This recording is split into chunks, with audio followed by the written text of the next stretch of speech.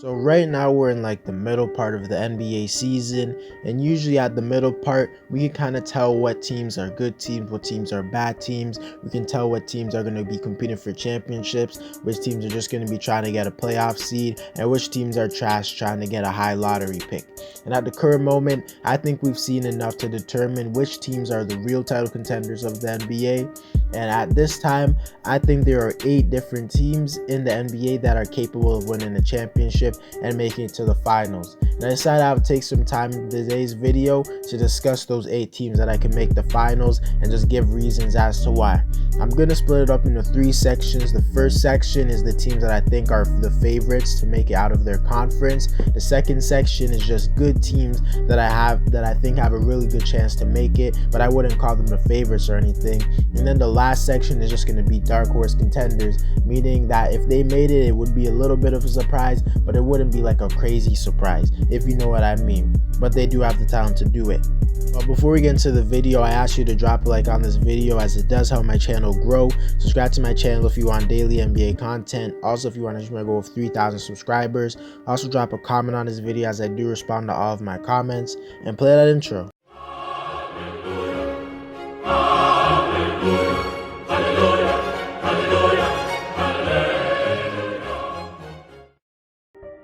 The first team that I think can legitimately win the championship is the Golden State Warriors, and to be honest, the Warriors have to go under the favorites, meaning I think the Warriors are the most likely team to make it out of the Western Conference. Right now, Golden State has the second best record in the league. They're the second best team in the Western Conference record-wise. They have a 36-13 record. They look like the deepest team in the league, although they might not be as talented as teams below them on my list. Everyone just fits perfectly well together. They're also elite on both sides of the floor, as their defense is ranked literally number 1 in the whole NBA. And on offense, I'm not gonna lie, they're a little bit disappointing, as they only rank as the 13th best offense, but this is still a very hard team to guard because they have a bunch of elite 3-point shooters, along with a bunch of players who know how to move off the ball and guys who could pass the ball. They also have a superstar on their team in Steph Curry, who has been struggling as of late, but we all know he's a top 5 player in the league. To be honest, the reason I have the Warriors over teams like the Suns, who might even have a better record than them, is because although Phoenix has looked better so far this regular season and they have been the most consistent team in the league, when the Warriors actually face the Suns, the Warriors actually beat the Suns more than the Suns beat them, and the Warriors dealt with bigger injuries than them. And I just simply think the Warriors are the better team. And when you have a superstar like Steph Curry and then Klay Thompson's coming back along with reliable role players, there's no way that you can't think this team is not coming out of the Western Conference. But I do think it is very close between them and the Suns.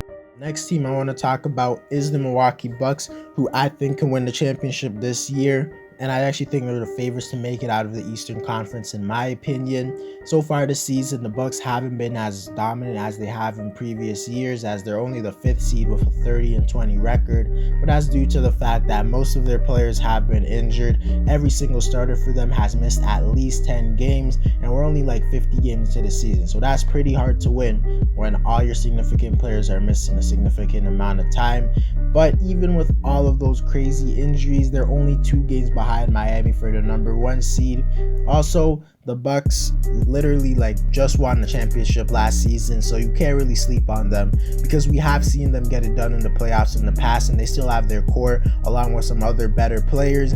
Even with all of their injuries, Milwaukee is still top 10 in defense and offense. Let's not forget they have a superstar in Giannis, who draws a crazy amount of attention from the defense, and he's proven that he's actually one of the more clutch players in the league. Then they have guys like Chris Middleton surrounding them, who could play at an all-star level. This is a hard team to beat. They get it done on both sides of the floor. They have a bunch of elite 3-point shooters, and they actually shoot one of the highest 3-point percentages in the league.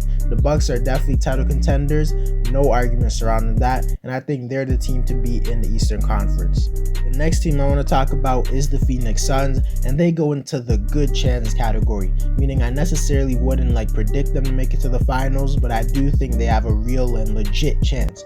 Obviously, you have to put the Suns in the title contenders category because they they just made it to the finals last season, and right now they have the best record in the league by actually a significant margin. They're like 3 games ahead of the Warriors for the number 1 spot. They've also been the most consistent team all year, and they have great talent, and have showed last season that they can produce in the playoffs. They've also been winning games without their center in DeAndre Ayton. I think they only lost like 2 games out of like 15 without him, and he's like their 3rd best player. They also have a scoring superstar in Devin Booker, who has shown he can step up in the postseason. They have a veteran Chris Paul, along with some of the best depth in the league. JaVale McGee is one of the best backup centers in the league. Guys like Cameron Johnson and Mikal Bridges can space the floor, especially even Jay Crowder.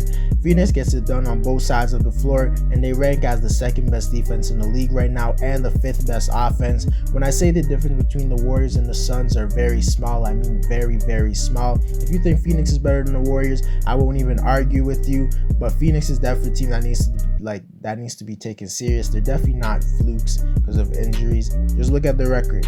The next team we have to talk about is the Brooklyn Nets, and for me, the Nets go into the good chance category. And genuinely, I have to point it out that if Brooklyn is going to be healthy and if Kyrie's going to be able to play full home games, I would have them as my favorites to make it out the Eastern Conference and just win the championship in general. But simply, Harden and KD haven't been as healthy as you would want so far this season. Also, Kyrie is not going to be able to play home games, and I generally just think the Bucks this season are better than they were last season, so I give them the slight advantage over Brooklyn right now. But don't get it twisted.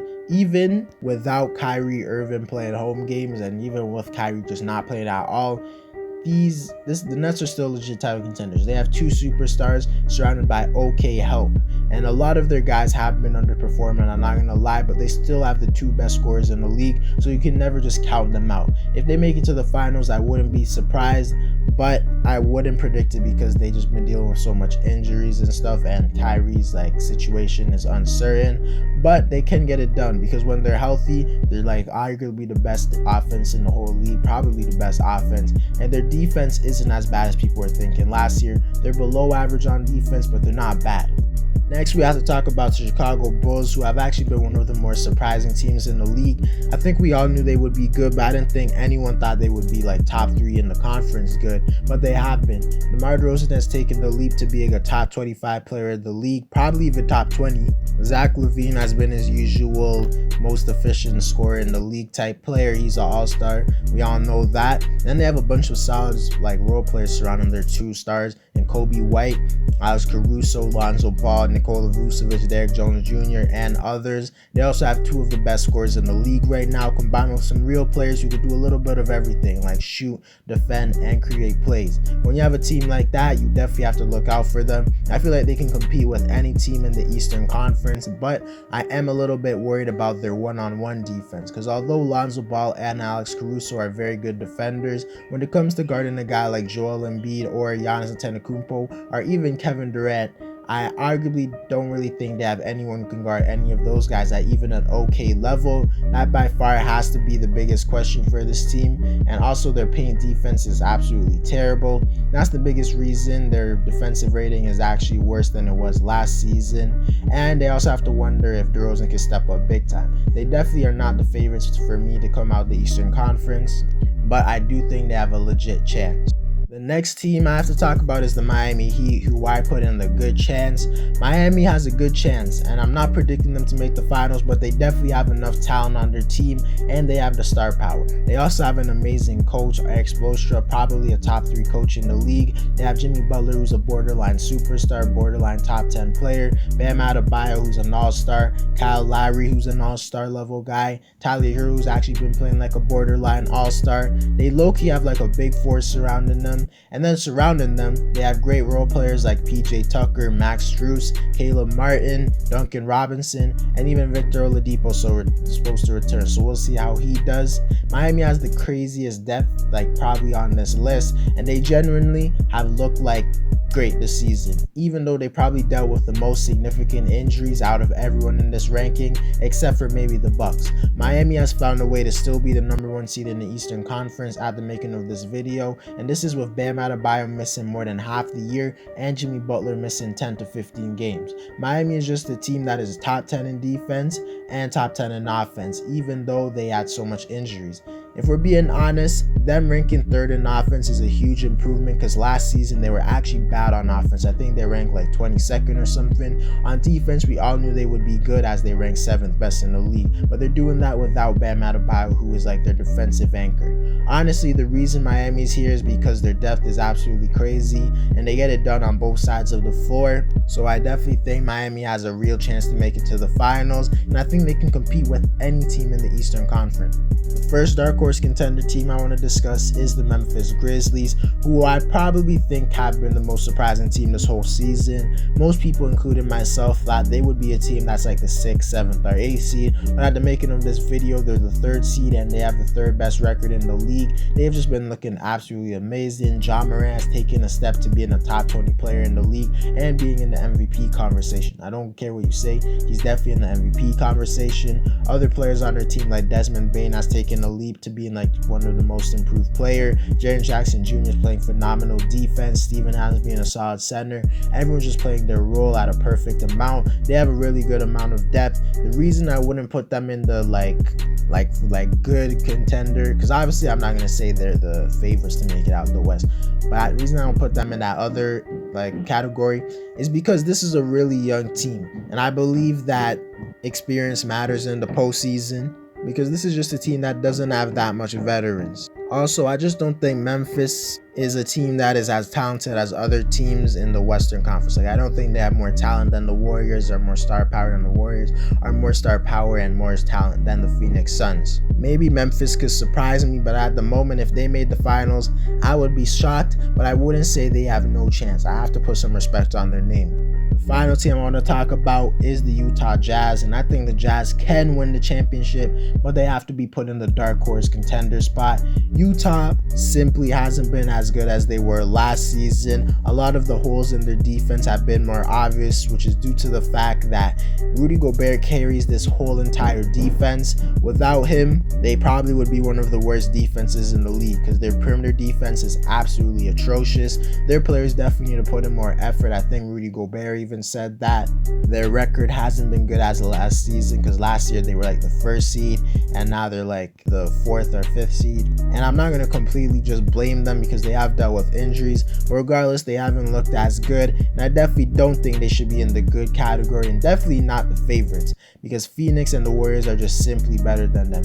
But I'll give Utah like more credit than most, because they actually do have a chance, because don't forget, Utah is literally the #1 offense in the league, and it's not even really that close. They do rank 12th in defense, which isn't good, seeing as they were a consistent top 5 defense over the last 3 to 4 years, and they constantly get exposed on the defensive side of the floor. But you can't just give a team that is literally the best offense in the league and still an above average defense no chance to make it to the finals, especially when you see how much guys can just like shoot the ball on this team. Utah definitely has somewhat of a chance. To conclude the video, I'm gonna quickly rank all the teams in like the order to best, like from best to worst. For me, the first team is Milwaukee Bucks, which means I think they're the team most likely to make it to the finals and actually win it. Next, I have the Golden State Warriors, who obviously have a really good chance. Third, I have the Phoenix Suns, who are a team that made the finals last year. They definitely have to be up there. I think there's a good chance they come back and try and get revenge. I wouldn't even be that surprised like if they make it back to the finals and actually win it, but I'm not gonna bet on it. Next, they have the Miami Heat, who I think can surprise a lot of people. Miami has a lot of talent, and I think they're gonna be healthy as the year goes on. They have probably the best depth in the Eastern Conference, and they have shown the ability to win games even when their best players are injured. Next, I have the Brooklyn Nets, and the only reason the Nets are ranked this low is because I don't know how healthy they will be. I don't know about Kyrie Irving's situation, but that is a big question for them. But when they're fully healthy, as I said, I think they're the team to beat. At number 6, I have the Chicago Bulls. They're lower than other teams just because their second best player in DeMar DeRozan, arguably even their first best player, is a notorious playoff choker. He's never had a consistent playoff run, and I know he's having his best year, but you can't just ignore that. That's definitely a huge question for this team. Also, Vucevic hasn't been great this season, and he hasn't been great in the past in the postseason. Also, a lot of Chicago's key players have never been to the playoffs, so I'm not just going to choose like them over teams that I have seen do good in the playoffs, but Chicago on paper definitely can make it, and from what they've shown. At number 7, I have the Memphis Grizzlies, and I feel like although this team is young and energetic and maybe they won't get scared by the postseason, maybe they'll just go absolutely crazy, I just don't think Memphis has the talent to beat these other teams. But I think they have the talent, but I think they'd have to play really, really well to win. And as the 8th contender, I have the Utah Jazz. Their defense definitely has to pick up. They have to go back to playing how they did last season. If they were playing how they did last season, I would generally have Utah top 5. But right now, I don't think so. But regardless, any team outside of these 8 teams, I don't think any team outside of them has even a chance to win it. Maybe, just maybe, the Lakers have a little bit of a chance because they have 2 superstars in LeBron and AD. You can't completely count them out. They just look so terrible at this point. I don't even think they deserve to be in the video. Anyways, guys, that's it for the video. Let me know whether or not you think these are the only contenders in the league. Drop a like on this video to help my channel grow. Subscribe to my channel if you want daily NBA content. Also, if you want to reach my goal of 3,000 subscribers, also drop a comment on this video as I do respond to all of my comments. And play that intro.